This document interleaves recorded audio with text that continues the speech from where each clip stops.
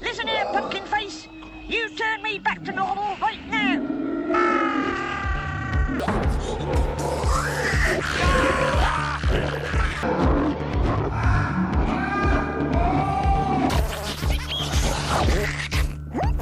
I got a bunch of ghoulies after me, and I thought you was one of them. Where did he go then? Oh! The Trapdoor, an absolute childhood favourite of mine. The show which offered a delightful mix of laughter, creepiness, and complete crippling sadness as it killed off one of its characters in the final episode. The Trapdoor was a British animated TV series which aired on Channel 4 in 1984. It consisted of 2 seasons, with season 1 containing 25 episodes and season 2 containing only 15. And season 2 wouldn't even go to air until 1990.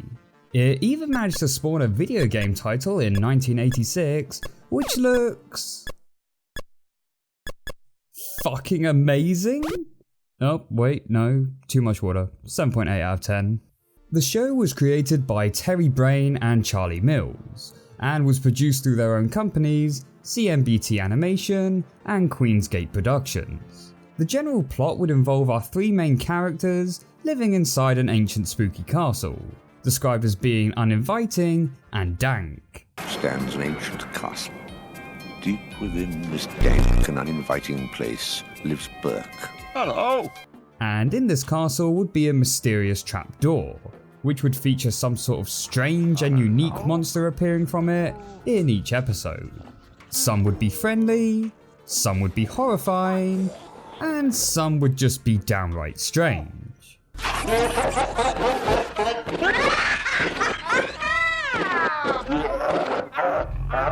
The episodes for the show were actually incredibly short, with each only having a runtime of around 4 minutes, which does mean that they would sometimes end abruptly, even if the conflict hadn't even been fully resolved. But on the flip side, it did mean that the pacing was incredibly quick, which was perfect for my little naive mind at the time, which possessed the attention span of a goldfish.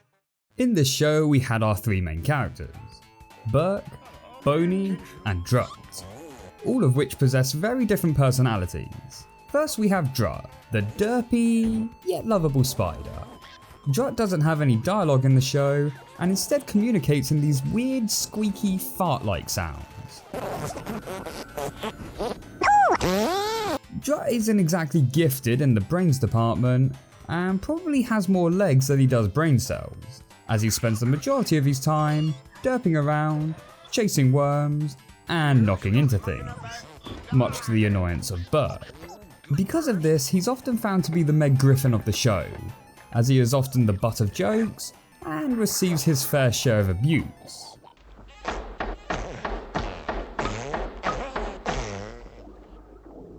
Happy then, Drut? One interesting thing to note about Drut, however, is that in season 2 he actually produces a litter of baby spiders, despite being referred to as male in the show, even after he's had his babies. He's feeding his babies.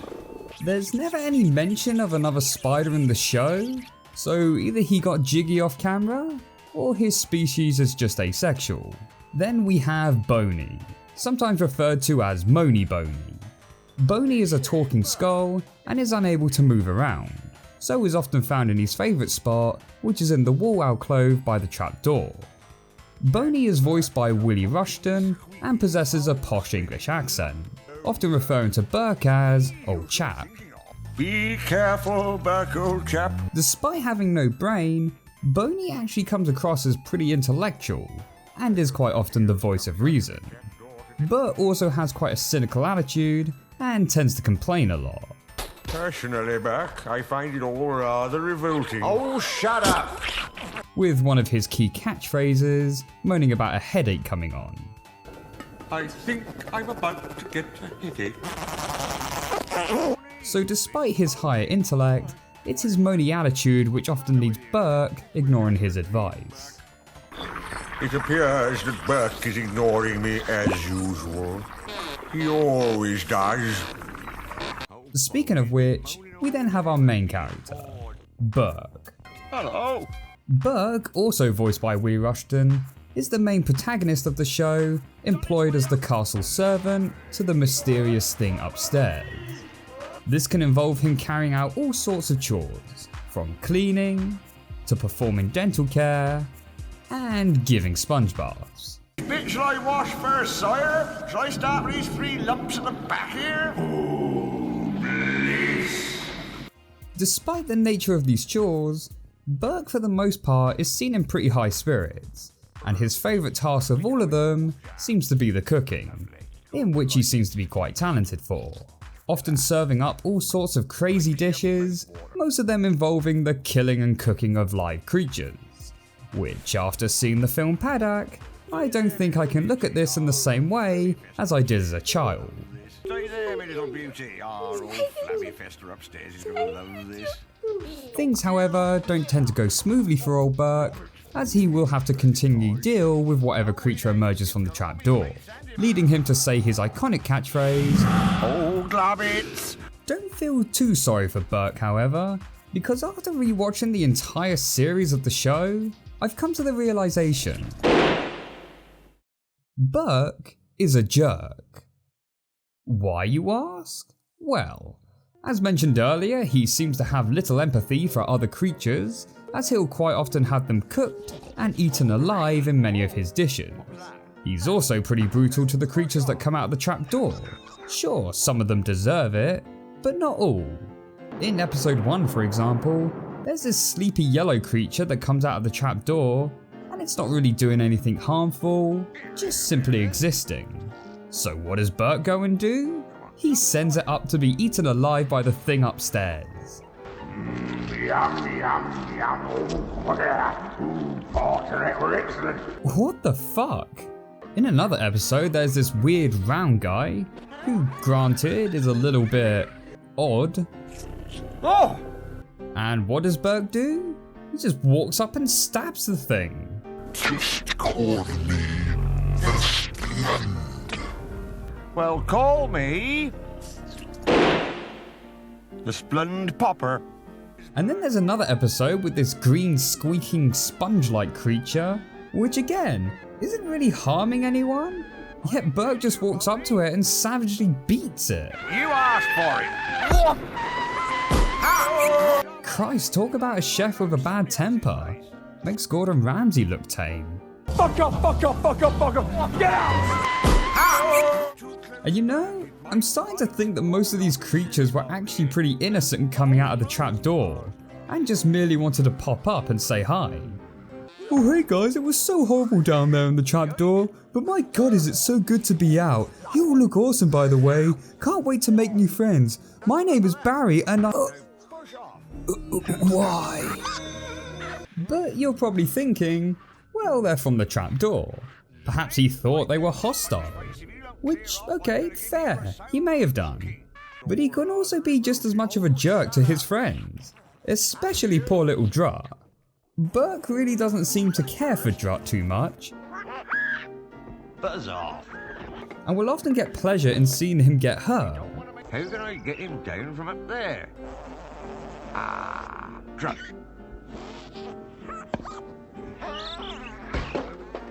In one episode, Burke gets fed up with Drut running around, so grabs him and drops him down the trapdoor.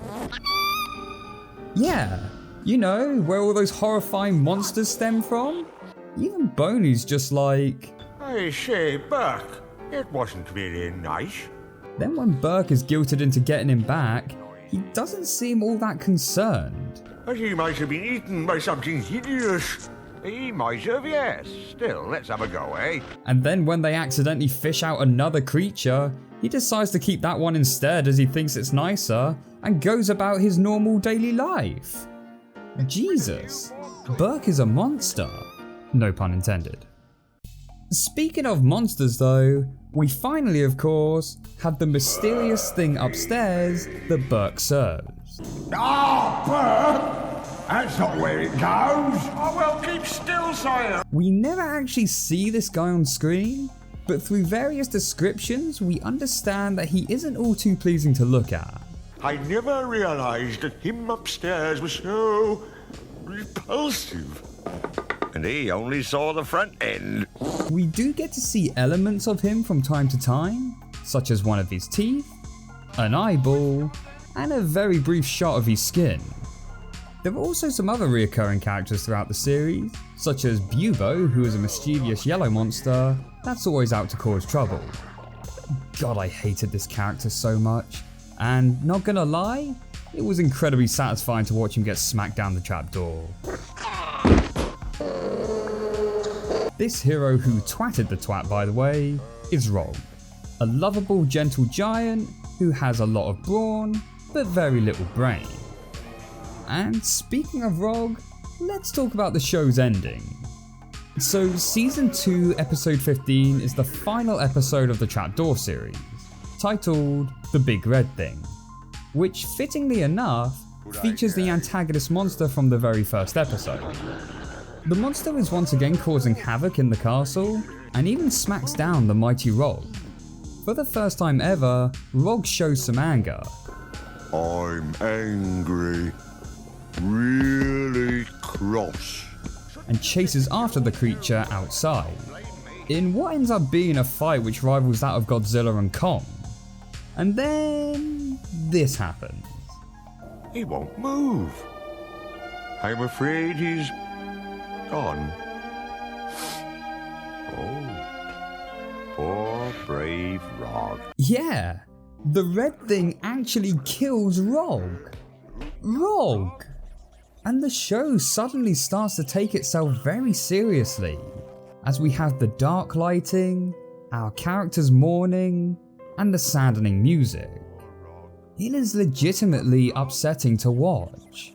The characters say one last goodbye, where the episode ends, and the credits roll. Goodbye, Rog. Creepy crawly slimy thing. I remember seeing this on TV as a kid and just feeling utterly destroyed by this.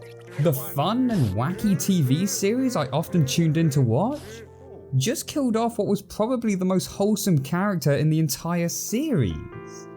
But do you know what's even worse? It was a fake out. Yeah, a fake out. Because the show pulled a Marvel on us, and at the end of the credit sequence, there was a bonus scene showing us that Rog was actually still alive. What? I honestly had no idea this fake out existed until rewatching the series for this review. Because when I originally watched this on television as a kid, my dad wanted to watch something on another channel, and so the moment the credits began to roll, he switched over. They also did a similar thing with the end of Season 1, where the final episode ends with Burke leaving the castle for good, only for him to reappear after the end credits. But I never actually saw that one when I was younger, so had no idea that this was a thing. God, all those years of sadness and remorse I kept inside of me, all because my dad wanted to watch the snooker. No. Yes. No. Yes. Yes. No. You know what? I just loves a happy ending. Fuck you. Right, to quell my repressed emotions, let's talk about something I really like about this show. The animation. Not gonna lie, I really enjoy watching stop motion. Not just because of the fascinating visuals it can achieve, but also how you learn to appreciate it on a technical level. The Trapdoor, for being a low-budget TV series, has some really awesome stop motion. From the creative designs of the various creatures, to the quirky ways they move about. And there's just so much happening on screen, with all the various live creatures scurrying about the place. Terry Brain, one of the animators and creators of the show, who would later go on to work for Aardman Animations, described one chaotic animation technique for when Burke walked through a sea of creepy crawlies. All we did was pour a load of plasticine over the set and take a few frames, wiggle it about, move Burke, and have 2 or 3 actually animated bugs going across the top. The illusion is that they're all quite well animated, I hope. The interesting thing with the Trapdoor is that the animation was actually done before the voices were recorded, and a lot of the scripting was improvised or just rewritten entirely. So it's not uncommon you'll see a scene where a character is talking and their mouth is not syncing up properly. Now you have sealed your doom, little creature, I am going to reduce you to a custard and serve you up as pudding for him upstairs. Then of course there's the music. The show itself doesn't have much music during the episodes, but what it lacks in the episodes, it makes up for with its awesome theme song.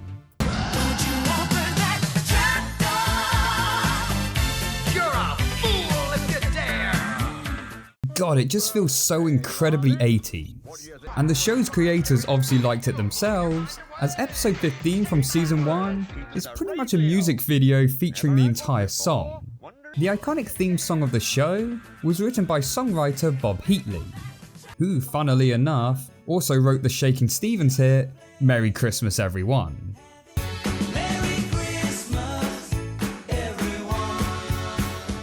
Although one thing that always puzzled me with this song was the final voice line we get at the end. Like, what? But yeah, that's the trapdoor. A sentimental piece of childhood that I've always held close to my heart. It's just a shame that there was only 2 seasons of this, as I feel there could have been much more potential for it. But would I want it to be rebooted? Probably not. As short as the original series was, I still feel it holds up to this day. And with the passing of Willie Rushton, who provided the voicing for Burke and Boney, I just don't think it would be the same. Plus, let's face it, in today's modern era, it would no doubt be created using CGI, taking away all of that beautiful stop motion charm.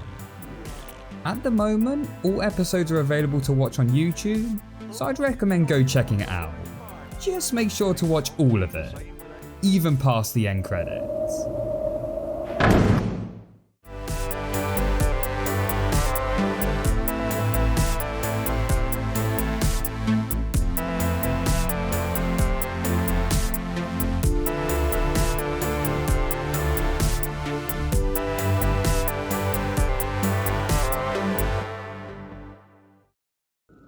You're a warrior, Boney. And a nagger, too. Wait, what?